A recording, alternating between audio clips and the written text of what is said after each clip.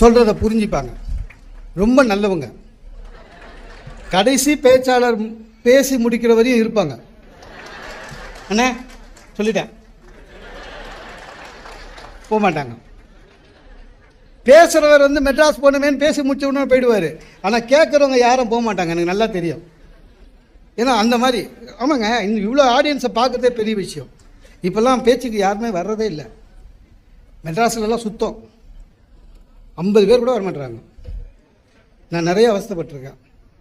அதில் இலக்கியம் கூட்டம், இங்கே நிறைய இளைஞர்களை பார்க்குறேன். உண்மையிலேயே ரொம்ப மகிழ்ச்சியாக இருக்குது. இந்த பக்கத்துலலாம் இலக்கிய கூட்டத்துக்கெல்லாம் இளைஞர்கள் வரவே மாட்டாங்க சார். கம்பன் விழா நடக்குதுன்னா போர் சார் அது அப்படின்றான். ஏண்டாண்ணே அதே ராமர் அதே சீதா அப்படின்றான். அதுக்காக வருஷம் கேரக்டரை மாற்ற முடியும்? அது பரவாயில்ல. வந்தாலும் எல்லாமே பார்த்தீங்கன்னா 60+ சீனியர் சிட்டிசன் தான் வராங்க. காது கேட்கலன்னு முன் வரிசையில் உட்காந்துக்கிறான் இல்லைங்க. அதில் தமிழ் கூட்டம்னாலே அலறானுங்க. நான் ஒரு கூட்டம் 1 ஹவர் பேசினேன், முடிச்சிட்டேன். எல்லாரும் எழுந்தாங்க, போயிட்டாங்க. ஒரு பெரியவர் மட்டும் உட்காந்துருந்தார். இவர் முடிஞ்ச பிறகு இவர் ஏன் உட்காந்துருக்காருன்னு கீழே இறங்கி அவர்கிட்ட போனேன். ஐயா நான் எது பேசுறதா இருந்தாலும் இந்த பக்கம் வாடினார். அதாவது இது கேட்கல. அப்புறம் அந்த பக்கம் போய் சொன்னேன், ஐயா அப்படின்னேன். என்ன இல்லை மீட்டிங் முடிஞ்சிச்சா அப்படின்றாரு. என்னையே கேட்குறாருங்க. நான் தான் பேசினேன். இதுக்குள்ளே வா அப்படின்னாரு. இல்லை நீங்கள் வீட்டுக்கு போகலையாண்ணா. இதுக்குள்ளே வா முடிச்சிட்டா அப்படின்னாரு. 1 ஹவர் பேசியிருக்கேன். ஏன் சார்? நான் இல்லை என் மருமக ஷாப்பிங் போனால் என்னை இங்கே விட்டுட்டு தமிழில் கூட்டம் நடக்குது, எப்படி 4 ஹவர் ஆகும், நான் அதுக்குள்ளே ஷாப்பிங் முடிச்சுட்டு வரேன் அப்படின்னு சொல்லிட்டு போயிட்டா, நீ நான் இதுக்குள்ளே முடிச்சிட்டியேன்னாரு. எனக்கு தெரியல அவங்க மருமக ஷாப்பிங் முடிச்சுட்டு வருதா இல்லை விருங்க தொலைச்சிட்டு போயிடுச்சா, ஒன்றும் புரியல. மருமகன் வேறு சொல்கிறாரு. அப்புறம் நான் அவர் கூட உட்காந்து பேசிவிட்டு மருமக வர வரையும் வெயிட் பண்ணேன். இலக்கிய கூட்டம் அந்த அளவில் இருக்குது. ஆன்மீக கூட்டம் இன்னும் சுத்தம். நம்ம ஒன்று சொல்கிறோம், அவன் ஒரு அர்த்தம் எடுத்துக்கிறான். ஒன்றும் பண்ண முடியல சார். நாயன்மார் நால்வர்னு ஒரு தலைப்பில் பேசுகிறேன் சார். சிரிப்பை நிறுத்திட்டு சீரியஸாக பேசுவோமேன்னு தயார் பண்ணின்னு போனேன். எல்லாரும் நாயன்மார் நால்வர்னா திருப்பி திருநாகரசர், அப்பர், சுந்தரர். நான் அப்படி பண்ணல. வித்தியாசமாக பேசலாம். எரிபத்த நாயனார், குங்குலிய கலைய நாயனார், இயற்பகை நாயனார், அந்த மாதிரி வித்தியாசமாக ஒரு 4 நாயன்மார் சொன்னேன். இயற்பகை நாயனாரை பற்றி ஒரு 30 நிமிஷம் பேசுனேன். உங்கள் நிறைய பேருக்கு தெரிஞ்சிருக்கும். இயற்பகை நாயனார் என்னென்னா, சிவனடியார் எதை வந்து கேட்டாலும் கொடுத்துருவார். அதான் அவரோட விரதம். சிவனடியார் எதை கேட்டாலும் கொடுத்துருவார், அவதான் அவர் விரதம். சிவன் இவரை சோதிக்கிறதுக்கு சிவனடியாராக வந்துட்டார். இவர் சிவனடியாரை பார்த்து உங்களுக்கு என்ன வேணும் சொல்லுங்கன்னாரு. அவர் இவரை சோதிக்கணுமேனு உன்னுடைய மனைவியை அவங்க கூட அனுப்பிச்சிருன்னாரு. அதாவது ஒரு ஆம்பளை கிட்ட கேட்கக்கூடாத ஒரு கேள்வி, ஒரு ஆம்பளை செய்யக்கூடாத ஒரு செயல், இது மனைவியை இன்னொருத்த கூட அனுப்புறது. அதனால தான் சேக்கிழார் வந்து அந்த நாயனார் பேரையே சொல்லலை. அவர் பேர் உண்மையான பேர் இல்லை, அது இயற்கைக்கு புறம்பாக செய்தார். அதனால் இயற்பகை நாயனார். அவர் பேர் என்னன்னு தெரியாது. என்ன அனுப்பிச்சிட்டார். உருக்கமாக சொன்னேன்.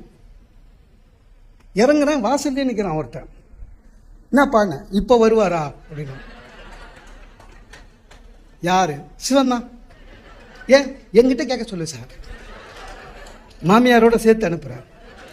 தொல்லை தாங்கலை. இதையே நீ அறவர் பேசிட்டு இருக்கிற அப்படின்னா, அதாவது நான் என்ன சொல்ல வந்தேன், என்ன சொன்னேன் பக்தியா, அவன் என்ன எடுத்துக்கிட்டான் பாருங்க. ஒன்றும் பண்ண முடியாது. நான் இப்போ உங்கள் எல்லாருக்குமே ஒரு பிரச்சனை இருக்குது, சீக்கிரம் வீட்டுக்கு போகணும். இல்லை நிறைய எவ்வளோ பேர் என் கூட இருக்கீங்கன்னு தெரியாது. நிறைய பேர் இருக்கீங்க. என் கூட எவ்வளோ பேர் ட்ராவல் பண்ணுறீங்கன்னு தெரியாது. இந்த பெரிய கூட்டத்தில் இது ஒரு பிரச்சனை. நான் சில இடத்துல பேச விட்டுட்டு முன் வரிசையில் உட்காந்து நம்மளே உத்து பார்ப்பாங்க. நமக்கு பயமாக இருக்கும். இந்த மாதிரி ஒரு ரசிக சபை இருந்ததுன்னா ஒன்றே ஒன்றுங்க, ஒரு நல்ல பேச்சாளர் யார் தெரியுமா, ரசிக்கும் போதே நிறுத்திடணும். அப்போ தான் அவங்களுக்கு ரொம்ப இன்ட்ரெஸ்ட்டாக இருக்கும். அப்பா முடிச்சாண்டான். இந்த மாதிரி ஒரு நல்ல சபையை ஒரு ஆள் பேசி, ஒரு பேச்சாளர் பேசிகிட்டே இருந்தார். 45 நிமிஷம்தான் பேசிகிட்டே இருந்தார். ரொம்ப நல்லா ரசித்தாங்க, குஷியாகிட்டார். நல்லா ரசிக்கிறாங்க. இந்த மாதிரி ஒரு ரசிகர் இன்னொரு வாட்டி கிடைக்க மாட்டாங்கன்னு இன்னொரு 15 நிமிஷம் எக்ஸ்ட்ராவாக பேசினார். அவங்களும் பெருந்தன்மையாக விட்டாங்க. போ அப்படின்னு இன்னொரு 15 நிமிஷம் பேசுகிறது டென்ஷன் ஆகிட்டான். நான் சொன்ன மாதிரி தான் ஒருத்தர் நேரம் வந்து பக்கத்துலேயே நின்னான். என்ன இங்கே வந்துட்ட, என்ன பேசுடா, உன்னால் எவ்வளோ முடியுமா பேசு. இல்லை நீ வந்துட்டு ஏது பேசு, பேசி முடிச்சுட்டு நீ உட்கார், நான் 1 ஹவர் பேசுகிறேன். ஏன் உட்காந்து பாரியா தெரியும் முதுவலி. ஆளாளுக்கு வந்து முக்காவர் பேசுகிறீங்க, நிறுத்திடுவேன் சார். புத்தக விழாவுக்கு ஏன் வரும்? எக்ஸ்ட்ராவாக டியூப்லைட் போட்டிருக்கோங்களாண்ணா. நம்மக்கிட்ட ஒரு பெரிய கொட்டை பழக்கம் என்ன தெரியுமா? எங்கேயாவது திடீர்னு ஆலோஜின் பல்பு டியூப்லைட்டை எக்ஸ்ட்ராவாக போட்டிருந்தா ஓடி போய் என்னமோ விசேஷம்னு பார்ப்போம். புத்தக திருவிழா அதுக்கு இல்லை. எனக்கு தெரியல, நான் எல்லா புத்தக விழாலையும் ஒன்று வந்து மறக்காமல் சொல்கிறது என்னென்னா, புத்தக திருவிழாவுக்கு வாங்க, புத்தகம் வாங்க. ஒரு 100 ரூபாவுக்கு புக்கு வாங்குங்க.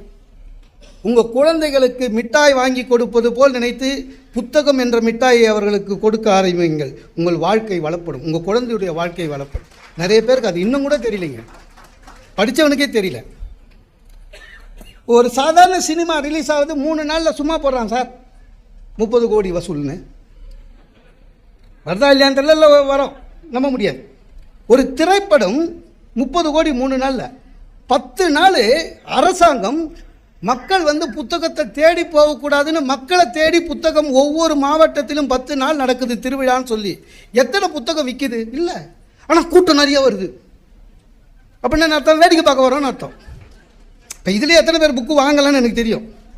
வாங்கியிருந்தால் கையில் இருக்கும், யார் கையிலும் இல்லை. வந்திருக்கோம் இல்லைங்க, உண்மையிலே தான் படித்தவனே அப்படி தான் இருக்கான். என் ஃப்ரெண்டு ஒருத்தன், நீ சொன்னியேன் புக் எக்ஸிபிஷன் போனேன், ஏமாந்துட்டேன் அப்படின்னு. நான் நினச்சேன் ஏதோ புக்கு தேடி இருக்கான், கிடைக்கல போல இருக்கு. நீ சொல்லா, எல்லா பப்ளிஷரும் எனக்கு தெரியும், நான் வாங்கி கொடுக்குறேன்னு. இல்லைடா, டெல்லி அப்பளம் கிடைக்கவே இல்லைடா. அவன் புக் எக்ஸிபிஷனுக்கு டெல்லி அப்பளம் தேடி வந்திருக்கான். புக்கு நிறைய பேர் 300 ரூபா தரோம் சார், 200 ரூபா டிக்கெட்டுக்கு சினிமா பார்க்குறோம் 3 ஹவருக்கு. ஒரு புக்கு வாங்கிறதுல தப்பு இல்லையே. நான் என் ஃப்ரெண்டுக்கிட்ட ஒரு ஐடியா சொன்னேன். அவன் ஒன்று கேட்டான், நல்லா டேய் நியாயமாக பேசு, ஒரு புக்கு விலையே 250 ரூபாய்க்கு விற்கிறானுங்க, நான் படிச்சுட்டேன்னா அது வேஸ்ட்டு தானே. அவன் கேட்குறான், வீட்டில் வைக்க இடம் இல்லை.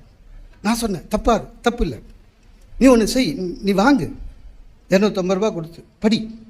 இன்னொரு வாட்டி படிக்கலாமான்னு நினச்சின்னா எடுத்து வச்சுட்டு 6 மாதம் கழித்து படி. இல்லை உன் அளவுக்கு ஒரு வாட்டி படிச்சுட்டா போதும்னு நினச்சிட்டீங்கன்னா நீ சின்ன பிள்ளையா நான் கீழ்ச்சா படிச்சிருக்க போகிற, டீசெண்டாக படிச்சிருப்பேன். உன் நண்பர்கள் வீட்டு பிறந்தநாள் விழா, திருமண நாள் விழா, அந்த விழாவில் போய் இதை பரிசாக கொடு. இது ரொட்டேஷனில் போவோம் இந்த புக்கு. ஏன்னா அவனும் அப்படி தான் பண்ணுவான், உன் ஃப்ரெண்டு தானே. ரொட்டேஷனில் போவோம்.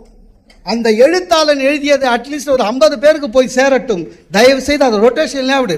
நம்ம பெண்களுக்கு அந்த டெக்னிக் தெரியும் சார். நவராத்திரிக்கு இது கொடுப்பாங்க தெரியுமா, ஜாக்கெட்டு, ஒன்றும் தைக்க முடியாது, அது ரொட்டேஷன்லேயே போயின்னு இருக்கும். எங்கள் வீட்டில் 90 ஜாக்கெட் இருக்குது. அந்த கொலுக்கு முன்னால் நான் தான் அயன் பண்ணி புது கவரில் போடுவேன். யாரும் தைக்கவும் முடியாது, எல்லாம் 50 சென்டிமீட்ரு.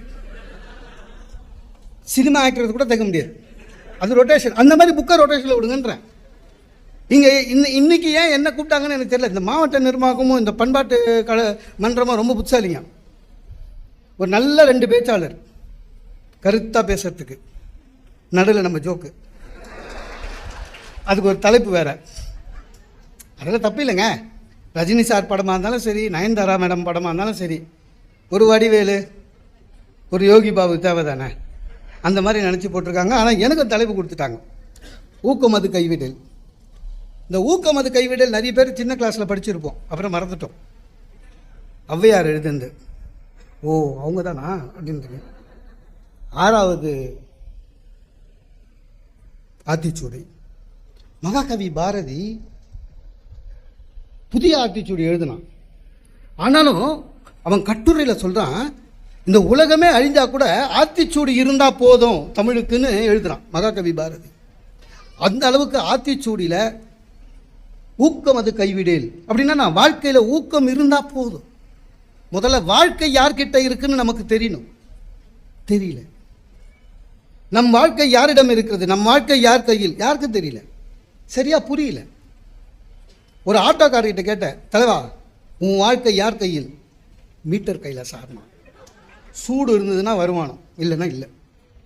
ஒரு அரசியல்வாதிகிட்ட கேட்டேன், அண்ணே உங்கள் வாழ்க்கை, ஓட்டு போடுற வரையும் என் வாழ்க்கை மக்கள் கையில், போட்டுட்டான் அவன் வாழ்க்கைலாம் என் கையில். அரசியல்வாதி. ஒரு சினிமா தயாரிப்பாளர்கிட்ட கேட்டேன், அண்ணே உங்கள் வாழ்க்கை, ரிலீஸ் ஆகிற வரையும் என் கையில், அப்புறம் ராக்கர்ஸ் கையில். நான் அவன் எடுத்து விட்டுறான். ஒரு சாமியார்கிட்ட கேட்டேன், சார் சாமி உங்கள் வாழ்க்கை என்ன? சாமி தானே, சிவன் கையில் அப்படின்னு சொல்லுவார்னு நினச்சேன். அவர் என் வாழ்க்கை சிஷ்ய கையிலன்னாரு. என்னென்ன என்னைக்கு அது வாக்குமூலம் கொடுக்குதோ அன்றைக்கி நான் விட்டுனாரு. ஆனால் உண்மையிலேயே வாழ்க்கை யார் கையில்? ஒருத்தன் சொன்னான் சார் தெளிவா. இதை போய் ஒரு கேள்வியாக கேட்டுட்டு நம்ம வாழ்க்கை நம்ம கையில் சார்னா ரொம்ப ஆச்சரியமாயிடுச்சு. ஒரு மோட்டிவேஷன் எடுக்கிற ஒரு பேச்சாளர் சொல்கிறது நம் வாழ்க்கை நம் கையில்னு சாதாரண ஆள் சார். நம் வாழ்க்கை நம் கையில் தான். ஆனால் படித்தவன் மாதிரியே தெரியல, ஆனால் இவ்வளோ பெருசாக பேசுகிறானேன்னு. அப்போ சொன்னான், சார் நான் குடிச்சிருக்கிறேன்னு நினச்சிக்கிறியா அப்படின்னா. குடிச்சிருக்கேன், ஆனால் கடையில் சொல்லிட்டான் நம்ம கையில் இருந்தால் குடிக்கிறோம் சார், இல்லைன்னா படுத்துக்கு போகிறோம், அவ்வளோதானே. அவர் வாழ்க்கை யார் கையிலன்னு சொல்கிறார். நம் வாழ்க்கை யார் கையில் சார்? வாழ்க்கை அவங்க ரொம்ப அற்புதமாக சொன்னாங்க. எதை நினைக்கிறாயோ அதை அடைய வேண்டும் என்றால் நல்லதை நினைக்கணும். எண்ணியாங்கு எய்துவர். அதானே நம்மளோட பிரச்சனை. வாழ்க்கையை சும்மா வாழ்ந்துட்டு போகிறோன்னு, அவ்வளோதான். நிறைய பேருக்கு புரியல. எது சாதனை புரியல, எது வாழ்க்கையில் வெற்றி புரியல, அதுக்கு என்ன வேணும் புரியல இல்லையா? சாதனை எது? உடனே எல்லாரும் சாதனை உடனே ரெக்கார்டை பார்த்துட்டு கின்னஸை பாரு, இதை பாரு, லிம்கா அவார்டு, லிம்கா சாதனை புத்தகம், அதெல்லாம் வேஸ்ட்டு. நான் சிலதெல்லாம் எடுத்து பார்த்தா சிரிப்பாக வருது. ஏன்னா இதெல்லாம் ஒரு சாதனைன்னு. உண்மையுங்க, ஒருத்தன் கையாலேயே 5 கிலோமீட்டர் நடந்துருக்கான், அது ஒரு சாதனை. நான் சொன்னேன், ஆமாம் அவனுக்கு கால் இருக்கான்னு கேட்டேன். இருக்குன்னா, ஏண்டா கால் தான் இருக்குது, அப்புறம் எதுக்கிட்ட வேஸ்ட்டாக கையால் நடக்கிற, அது ஒரு பெரிய சாதனை. ஒருத்தன் சொன்னான், சார் இவர் ஒரு சாதனை பண்ணியிருக்காரு, 5 வருஷம் ஆகுது யாருமே பீட் பண்ணலன்னா. என்னடா சாதனைன்னா, நல்ல பாம்பு கூட ஒரே கூண்டில் 4 நாள் இருந்திருக்காரு சார். நான் சொன்னேன், கல்யாணம் 20 வருஷம் ஆகுது, ஒரே வீட்டில் இருக்கிறேன், என்னைக்காவது நான் சாதனைன்னு சொல்லியிருப்பேன். நான் இதெல்லாமே சாதனை. வாழ்க்கையில் வெற்றி நிறைய பேர் தப்பாக நினைக்கிறோம். வாழ்க்கையில் வெற்றினா படிக்கணும், சம்பாதிக்கணும், ஒரு 1800 ஸ்கொயர் ஃபீட்டில் லேண்ட் வாங்கணும், 900 ஸ்கொயர் ஃபீட்டில் வீடு கட்டணும், முடிஞ்சு போச்சு, மஞ்சள் போயிட்டாச்சு இல்லை சார். 2 விஷயம். ஒன்று வாழ்க்கையில் வெற்றி பெறுவது, அது எல்லாரும் நம்ம பண்ணுறது. ஆனால் உண்மையிலே மனுஷன் என்ன பண்ணணும் தெரியுமா? வாழ்க்கையை வெற்றி பெற வேண்டும். 2த்துக்கு வித்தியாசம் இருக்கு. ஒரு சின்ன உதாரணம் சொல்கிறேனே. தந்தை பெரியாரை பற்றி நம்ம தலைவர் ரொம்ப அற்புதமாக சொன்னார். தந்தை பெரியார் இல்லை, பெரியார். தந்தை பெரியாரும் எங்கள் பெரிய தாத்தாவும் ஒரே நாள் பிறந்தவங்க, ஞாபகம் வச்சுக்கோங்க. Date of birth same. தந்தை பெரியாரும் எங்கள் தாத்தாவும் 94 வயசு வரையும் இருந்தார். எங்கள் தாத்தாவுக்கு 17 குழந்தை. அதை தவிர வேலைக்கு வேறு போயிருக்காரு. போஸ்ட்மேனாக இருந்தார் சார். அப்போல்லாம் டெலிவரி கரெக்டாக இருந்திருக்கு. எங்கள் தாத்தா சொத்து சேர்த்து வச்சாருங்க. 3 வீடு ஒரே தெருவில் எங்களுக்கு வச்சுட்டு போனார். இன்றைக்கி நாங்கள் ப்ரைம் ஏரியா. இன்றைக்கி நாங்கள் இருக்கிறது எங்கள் தாத்தாவோட வீடு.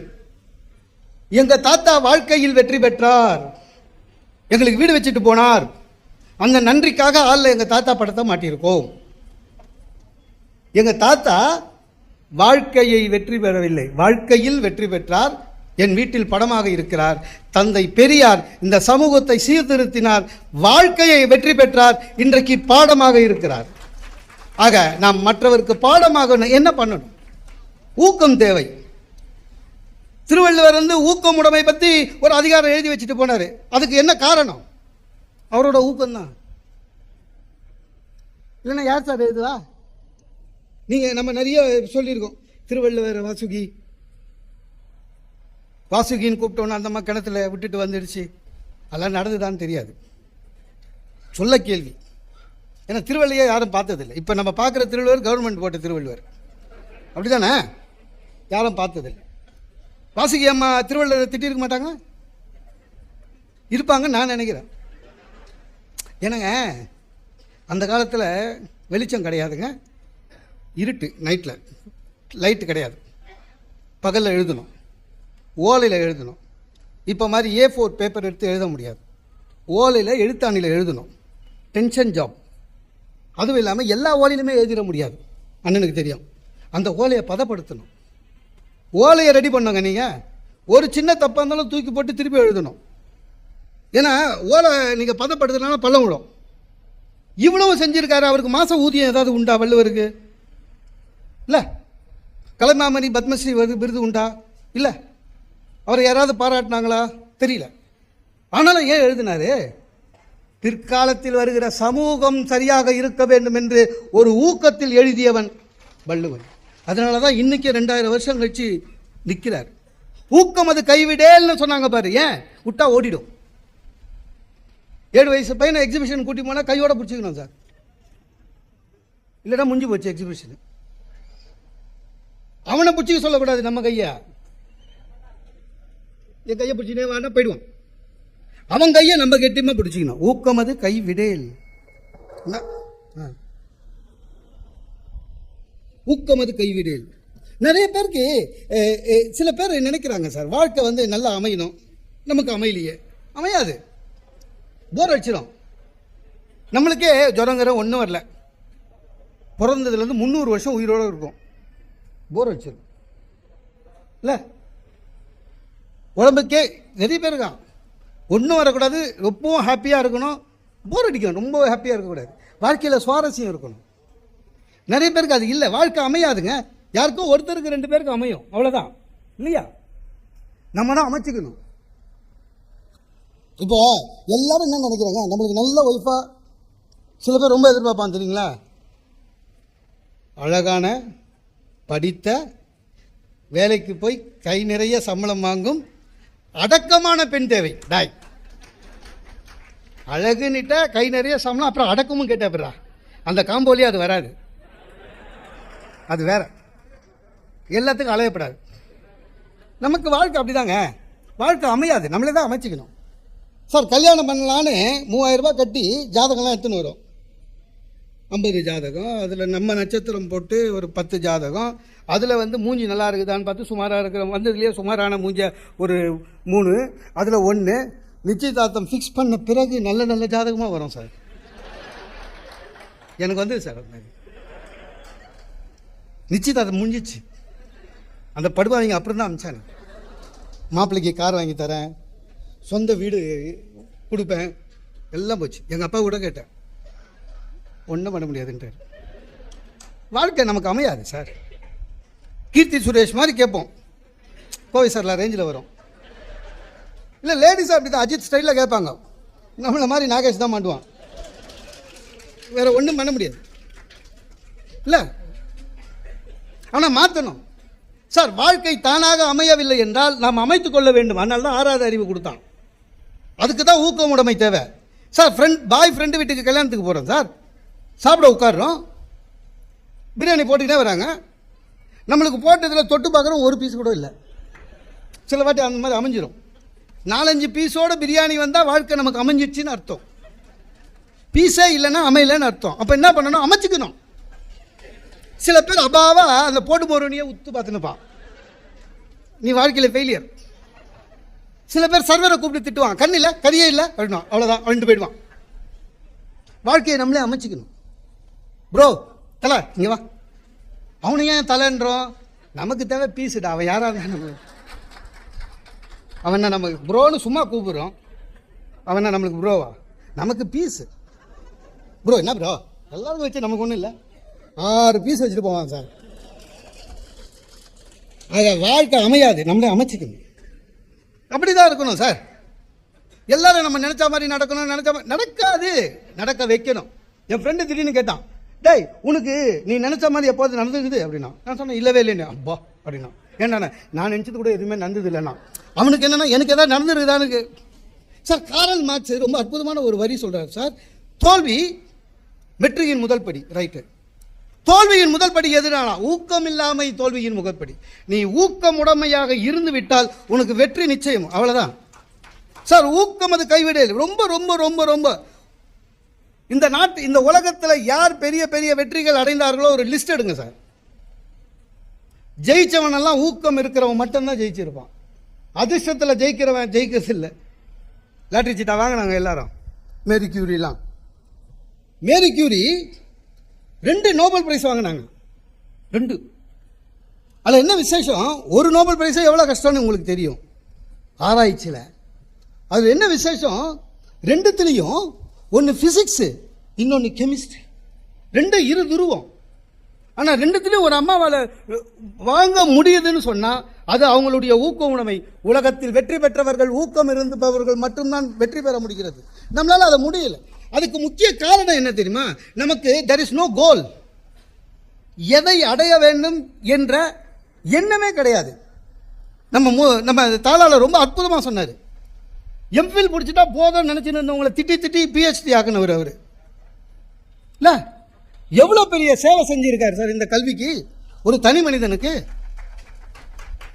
நமக்கே அப்படி தானே சார், ஒரு யூஜி முடிச்சா போதும்னு நினைக்கிறோம். இங்கே இருக்கிற பெரியவர்களை தயவு செய்து கேட்டுக்கொள்கிறேன், இது என்னுடைய பர்சனல். உங்கள் வீட்டில் இருக்கிற பெண் குழந்தைகளுக்கு நீங்கள் சொத்து வைக்க வேண்டாம். தயவு செய்து அவருக்கு நல்ல கல்வியை கொடுங்கள், போதும். அதுதான் நீங்கள் அவருக்கு கொடுக்குற சொத்து.